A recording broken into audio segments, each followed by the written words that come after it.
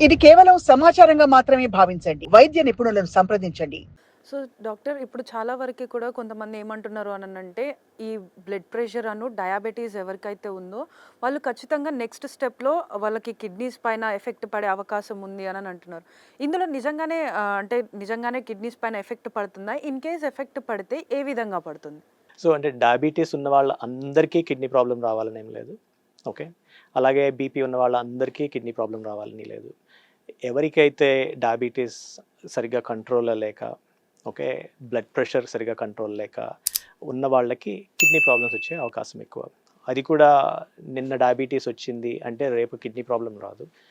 జనరల్‌గా ఏంటంటే సుమారుగా కిడ్నీ ప్రాబ్లమ్ డయాబెటీస్ వచ్చిన 10-15 ఏళ్ల తర్వాత కిడ్నీ ప్రాబ్లమ్ స్టార్ట్ అవుతుంది.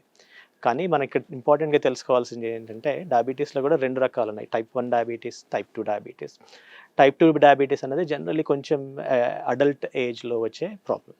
అంటే మోర్ దాన్ 25, 30 ఆ టైంలో వచ్చేది. సో, మనకి డయాబెటీస్ ఉందని తెలిసే లోపల అట్‌లీస్ట్ బాడీలో దీనికి సంబంధించిన చేంజెస్ ఏవైతే ఉన్నాయో అట్‌లీస్ట్ ఒక 5-10 ఏళ్ల ముందు నుంచి స్టార్ట్ అవుతుంది.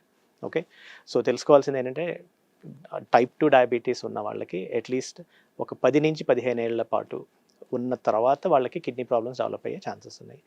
ఈ ప్రాబ్లమ్ ఎప్పుడు అవుతుంది, ఎక్కువ అవుతుంది అంటే కంట్రోల్‌లో లేకుండా. ఓకే. ఇప్పుడు వాళ్ళకి డయాబెటీస్‌ని హెచ్‌బీఏవన్సీ అనే టెస్ట్ ద్వారా మనం తెలుసుకోవచ్చు ఎలా కంట్రోల్‌లో ఉన్నది. అంటే లాస్ట్ 3 మంత్స్ వాళ్ళ రేంజ్ ఎలా ఉందో చూసుకుంటే మనకి కొంచెం ఐడియా వస్తుంది. ఎవరికైతే ఈ డయాబెటీస్ కంట్రోల్‌లో లేకుండా దాంతో పాటు బీపీ కూడా తోడవుతుంది. ఇవి 2 కలిస్తే it is a dangerous combination. అది కూడా కంట్రోల్‌లో లేకుండా ఉన్న వాళ్ళకి కిడ్నీ ప్రాబ్లమ్స్ వచ్చే అవకాశాలు ఎక్కువగా ఉంటాయి. సో, డాక్టర్ ఇప్పుడు కొంతమంది ఏంటి అనంటే కిడ్నీని హెల్తీగా ఉంచుకోవడం కోసం మనం జనరల్‌గా 2.5-3 లీటర్స్ ఆఫ్ వాటర్ తీసుకోవాలని అంటారు. కొంతమంది ఏంటి అనంటే ఇంకా ఎక్కువ తీసేసుకుంటూ ఉంటారు. సో, అలాంటి సిట్యుయేషన్స్‌లలో కిడ్నీస్ ఎఫెక్ట్ అయ్యే ఛాన్సెస్ ఏమైనా ఉంటాయా? సో, వాటర్ అండ్ మేనేజ్‌మెంట్ అంటే బాడీలో ఉన్న ఫ్లూయిడ్ మేనేజ్‌మెంట్ కిడ్నీస్‌కి సంబంధించిన వెరీ ఇంపార్టెంట్ ఫంక్షన్. ఓకే. ఎప్పుడైనా సరే మధ్యంగా ఉండడం ఎప్పుడైనా బెటర్. ఓకే. అటువైపు మరీ తక్కువ తాగకూడదు, మరీ ఎక్కువ ఎక్కువ కూడా తాగకూడదు. తీసుకోకూడదు. మరీ తక్కువగా తాగితే వచ్చే ఇబ్బందులేంటంటే డీహైడ్రేషన్ అంటాం. అంటే కావాల్సినంత నీరు లేక యూరిన్ చాలా కాన్సంట్రేటెడ్‌గా వస్తుంది.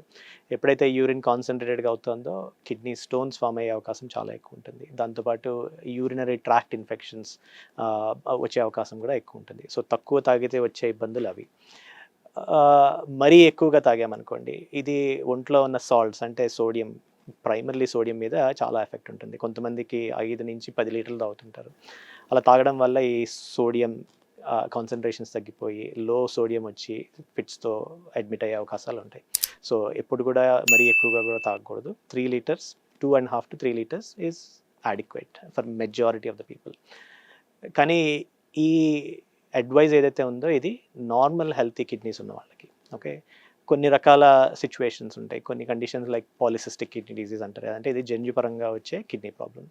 ఇలాంటి పేషెంట్స్‌కి మేము ఇంటెన్షనల్‌గా కొంచెం ఎక్కువ తాగమని చెప్తాం. ఎందుకంటే సమ్ ఎవిడెన్స్ హ్మ్. టు సే ఎక్కువ నీరు తాగితే సిస్ట్ ఉన్న ప్రోగ్రెషన్ తగ్గే అవకాశాలు ఉన్నాయని. అలాగే అడ్వాన్స్డ్ కిడ్నీ డిసీజ్ అంటే ఎప్పుడైతే వాళ్ళ క్రియాటినిన్ పెరుగుతూ వెళ్తుంది ఉన్నప్పుడు వాళ్ళకి ఫ్లూయిడ్‌ని రెగ్యులేట్ చేసే మెకానిజం ఉండదు. సో, వాళ్ళు 2 లీటర్లు తాగితే they may only pass 1 litre. So, అంటే ప్రతిరోజు 1 లీటర్ ఎక్స్ట్రా గెయిన్ చేస్తుంటారు. అలాంటి సిట్యుయేషన్‌లో ఫ్లూయిడ్ అక్యుములేషన్ అంటారు. అంటే చాలా ఎక్కువగా నీరు చేరిపోతుంది. కాళ్ళ వాపులు రావడం, మొహం వాపు రావడం, ఆయాసం రావడం, లేకపోతే పొట్టొబ్బరంగా ఉండడం.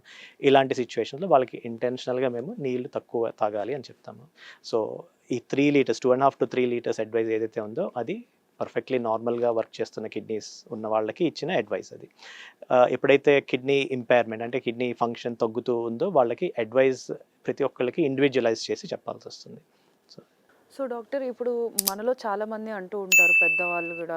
ఏంటి అనంటే ఎక్కువ శాతంగా పులుపు తిన్నా కానీ, లేకపోతే నాన్ వెజ్ తిన్నా, లేకపోతే ఈ ఏదైతే పాలకూర ఉంటుందో అది తినడం వల్ల కిడ్నీ నొప్పొస్తుంది, కిడ్నీ వాపొస్తుంది అనని అంటారు. ఇందులో నిజంగానే అది తినడం వల్ల ఇలా జరుగుతుందంటారా? అది దాంట్లో సత్యం కొంచెం ఉంది. అందరికీ ఇదే వర్తించదు. ఎందుకు అంటే కొంతమందికి స్టోన్ ఫార్మర్స్ ఉంటారు.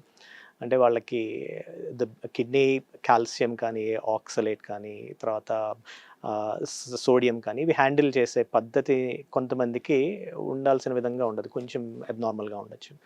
అలాంటి సిచ్యువేషన్లో ఏంటంటే ఎస్పెషల్లీ నాన్ వెజిటేరియన్ ఫుడ్ ఇవి తిన్నప్పుడు వాళ్ళకి స్టోన్ ఫార్మేషన్ రిస్క్ పెరుగుతుంది అనమాట.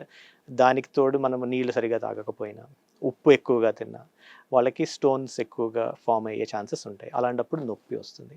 Majority of the kidney problems ఏవైతే కిడ్నీ ఫంక్షన్ ఎఫెక్ట్ చేస్తున్నాయో మెజారిటీ ఆఫ్ దెమ్ వాటికి నొప్పి is not a feature of it. నొప్పి ఎప్పుడు వస్తుంది అంటే ఇన్ఫెక్షన్ ఉన్నప్పుడు కానీ, స్టోన్స్ ఉన్నప్పుడు కానీ, ఓకే, ఇంక వేరే రకమైన ఇబ్బందులు ఏదైనా ట్యూమర్ లాంటివి ఏమైనా ఉన్నప్పుడు అప్పుడు నొప్పి వస్తుంది, కిడ్నీలో నొప్పి. మామూలుగా కిడ్నీ ఫంక్షన్ ఎఫెక్ట్ చేసే కండిషన్స్ ఏవైతే ఉన్నాయో డయాబెటీస్ కానీ, హైపర్ టెన్షన్ కానీ, కొన్ని రకాల కిడ్నీలో వాపు ఉంటుంది, ఐజిఐ నెఫ్రోపతి అంటాం, లూపస్ అంటాం, ఇలాంటివి వాటిలో నొప్పి అన్నది is not a common feature.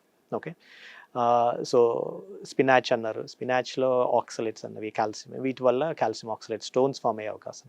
So ఈ అడ్వైజ్ అందరికీ కాదు, ఎవరైతే స్టోన్ ఫార్మేషన్, కొంతమందికి చాలా స్ట్రాంగ్ ఫ్యామిలీ హిస్టరీ ఉంటుంది, అలాంటి వాళ్ళు వీటిని తగ్గించడం ఎప్పుడైనా సరే హెల్ప్ఫుల్ ఉంటుంది. పేదవాడి పక్షాన నిలబడతాం, ప్రజా గొంతుకై నినదిస్తాం. వాయిస్ ఆఫ్ వాయిస్లెస్, తెలుగువారి మనస్సాక్షి, సాక్షి టీవీ. సాక్షి టీవీ ప్రసారాల కోసం మీ స్థానిక కేబుల్ ఆపరేటర్ను వెంటనే సంప్రదించండి.